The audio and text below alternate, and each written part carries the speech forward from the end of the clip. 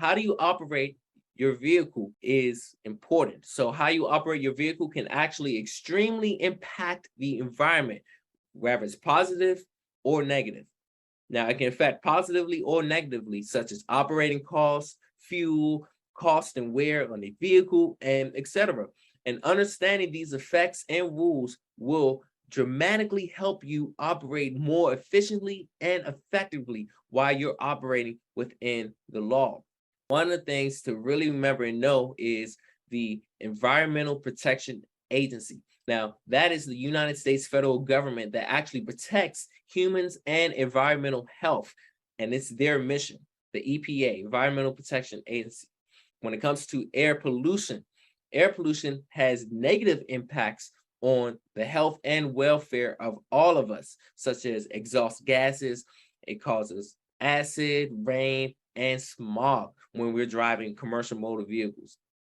Now, the burning of fossil fuel, such as diesel, gasoline, or coal, that releases nitrogen oxides into that atmosphere.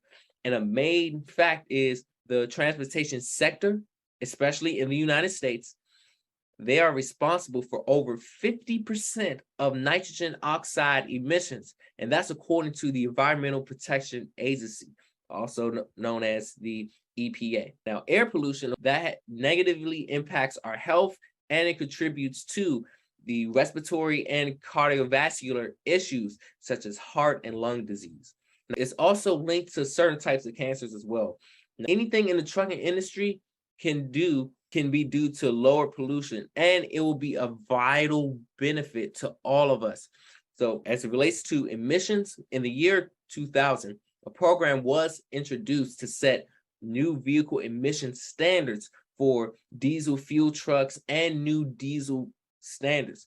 Now, this is in order to keep the trucks and the vehicles fuel economy efficient for the environment. So the vehicle program took effect, and it started with the year model 2007 vehicles and after. So it started with vehicles in the year 2007 and after. So vehicles driving the model of 2007 and after, those vehicles, that's when this program started. It started with those vehicles. That way, in hopes by 2030, it'll be expected that most vehicles that were created after 2007, they would have nitrous oxide emission, and it would be reduced. The nitrous oxide emission would be significantly reduced.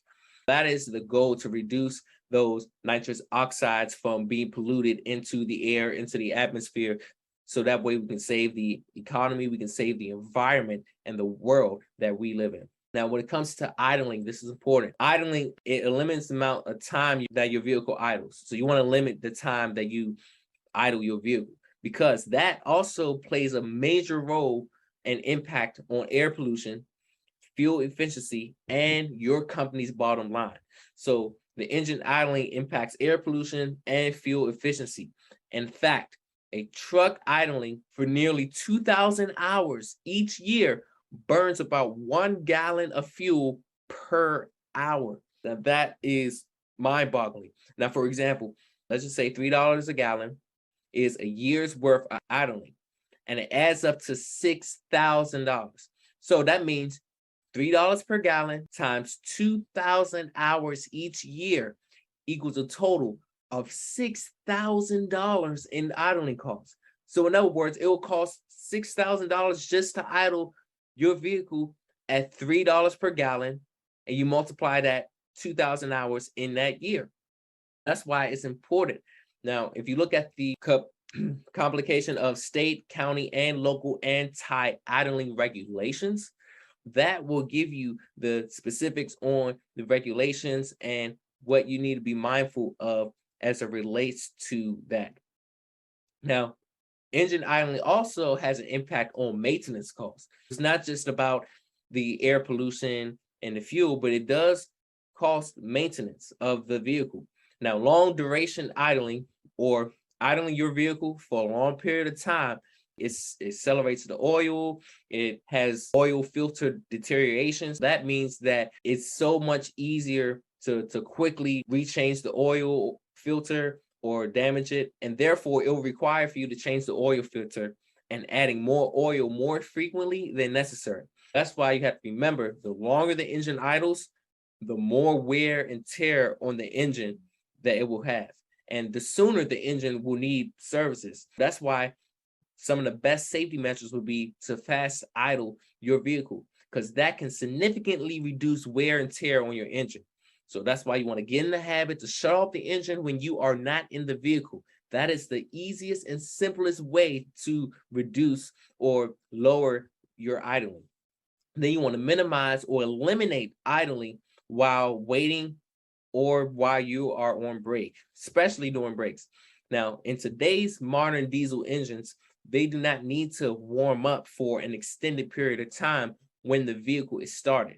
So you want to keep the engine cool down time to a minimum at the end of the day as well. That way you can reduce the maintenance costs, the air pollution, and the fuel efficiency for yourself, for others, and for the environment as well. Now, for idling, just remember, just under 1/4 of all states have idling laws, and it's expected to increase over time. Now, there are also many multiple municipalities, such as government, corporate, or organizations and entities that have idling laws as well. That's why it's important to always make sure you know and understand the requirements for the area that you are traveling in. Now, idle reduction technologies. There are technologies that help you reduce the amount of time that a vehicle idles. They reduce fuel consumption, emissions, and stress on a vehicle's engine parts and components. So some of these are the auxiliary power units, also known as APUs. Now, that is increasing throughout the industry, and it provides electricity and other services to a truck cab or a vehicle when the vehicle is stopped and the engine is actually off. Now, APUs are considered to be environmentally cost friendly because they use less fuel than actually idling the engine. Now, you may be able to carry more vehicle weight when using the cutting edge technology for the idle reduction optimization. In other words, you may use the advanced technologies that are out currently in order to reduce the idling of your commercial motor vehicle. But understand the requirements that's related to APUs or other idle reduction technology. You have to understand those requirements for the state that you're traveling in or the states that you are traveling in. Then other types of cutting edge technologies for idle reduction optimization would be fuel operated heaters, also known as FOH, and that uses diesel fuel to give heat to the cab of a commercial motor vehicle. And they do not provide air conditioning or electric power to the cab. That's something to keep in mind of. Then you have some such as battery air conditioning, also known as BA systems. And that gives an independent cooling system for the cab of a commercial motor vehicle, but they do not provide heat or electric power to the cab. And then you have electrified parking spaces, also known as EPS. And they're also known as truck stop electrification, also known as TSE. Now, this provides heating, cooling, and electric. So these are the types of cutting edge technologies to be mindful of that you can use to reduce the environment and for you to have a safe environment when driving and operating your commercial motor vehicle. Hey, BET Training here. Listen, if you really had true value out of this video, go ahead and click that like button and share some honest comments about this video, because this is going to help other people as well see the video and get the value information, so that way they can be inspired by what you're doing right now as well. So also, if you want to get the latest updates, go ahead and click the subscribe button, so then you can be able to always be updated on the next instant video that will be put out. So again, go ahead and do that. And this video was sponsored by BET Life Services and CDL for Life.